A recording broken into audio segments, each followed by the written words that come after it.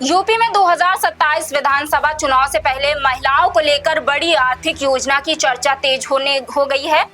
बताया जा रहा है कि योगी सरकार महिलाओं के लिए ऐसी योजना लाने की प्रस्ताव पर विचार कर रही है, जिसके तहत पात्र महिलाओं को कुल 50,000 रुपए तक की आर्थिक सहायता दी जा सकती है।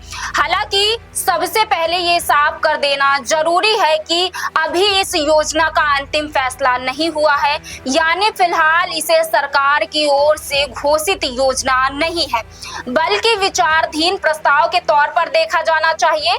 अब सवाल है कि अगर यह योजना लागू होती है तो महिलाओं को 50,000 रुपए कैसे मिलेंगे और सरकार इस योजना के जरिए क्या हासिल करना चाहती है। प्रस्तावित प्रारूप के मुताबिक चुनाव से पहले पात्र महिलाओं को 20,000 रुपए की पहली किस्त पर देने का विचार किया जा रहा। इसके बाद अगर भाजपा की सरकार दोबारा बनती है तो 10,000 रुपए देने की 3 और किस्तें का प्रस्ताव बताया जा रहा।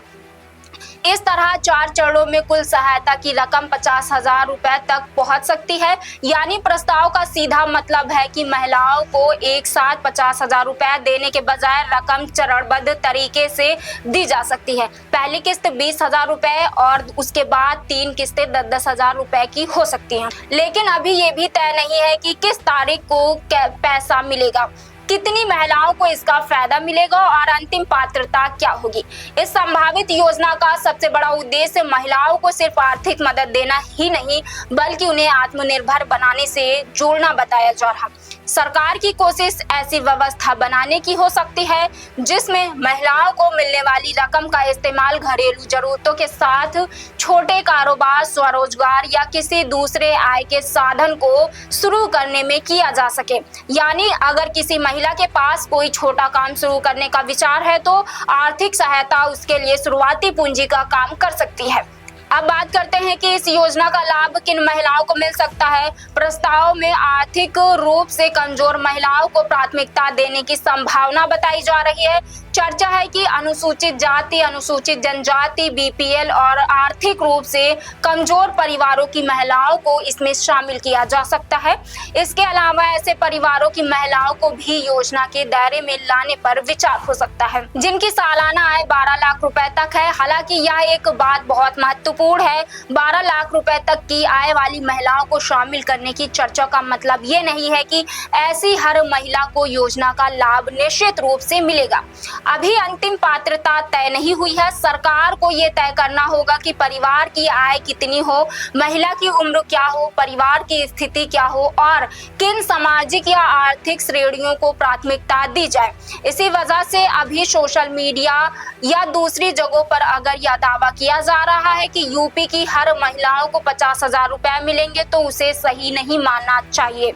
प्रस्तावित योजना को लाभ सिर्फ पात्र महिलाओं को मिलने की बात है। लाभार्थियों की संख्या और पात्रता की अंतिम शर्तें सरकार की आधिकारिक घोषणा के बाद ही स्पष्ट होंगी। अब इस योजना की जिम्मेदारी किस विभाग के पास हो सकती है, ये भी समझना जरूरी है। चर्चा के मुताबिक महिला कल्याण विभाग की भूमिका इसमें अहम हो सकती है।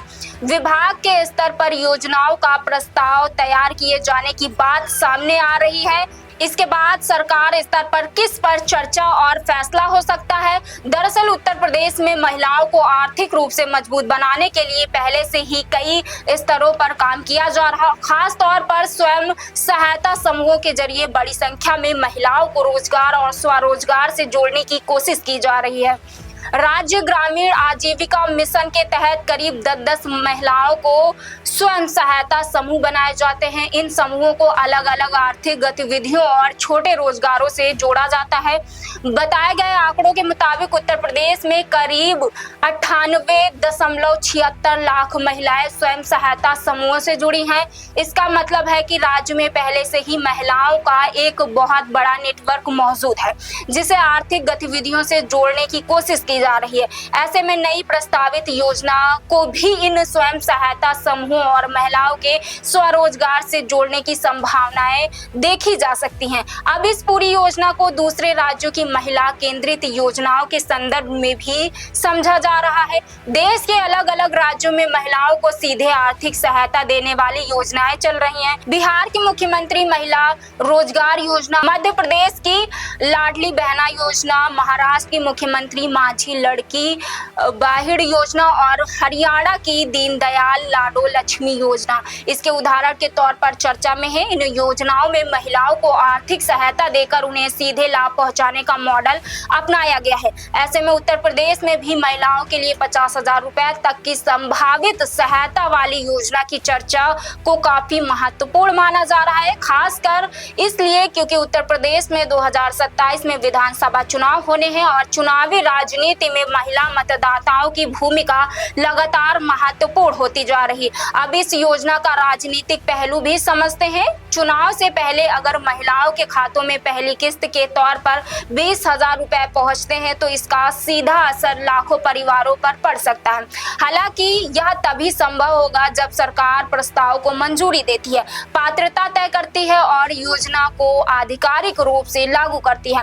भाजपा की राजनीति में महिला लाभार्थियों का वर्ग पहले से ही महत्वपूर्ण माना जाता है। ऐसे में 50,000 रुपए तक की संभावित आर्थिक सहायता वाली योजना को 2027 के चुनाव से पहले महिलाओं पर बढ़ते फोकस की एक कड़ी के तौर पर देखा जा रहा। राजनीतिक विश्लेषण के विस्तार पर यह चर्चा है कि महिलाओं के लिए बड़ी आर्थिक सहायता वाली योजना विपक्ष के पीडीए यानी पिछड़ा, दलित और अल्पसंख्यक केंद्रित राजनीतिक मुद्दे की काट के रूप में इस्तेमाल की जा सकती है।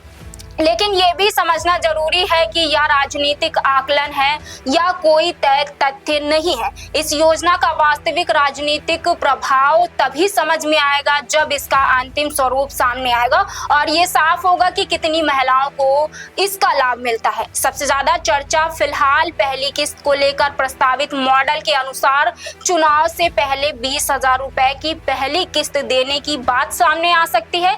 इसके बाद 10,000 रुपए की 3 और किस्तें दी जा सकती हैं। इस तरह कुल रकम 50,000 रुपए हो जाएगी। इस मॉडल के पीछे सोच ये हो सकती है कि महिलाओं को शुरुआत में एक बड़ी रकम देकर तत्काल आर्थिक मदद दी जाए। फिलहाल इस खबर में इतना ही, मिलते हैं अगली वीडियो में।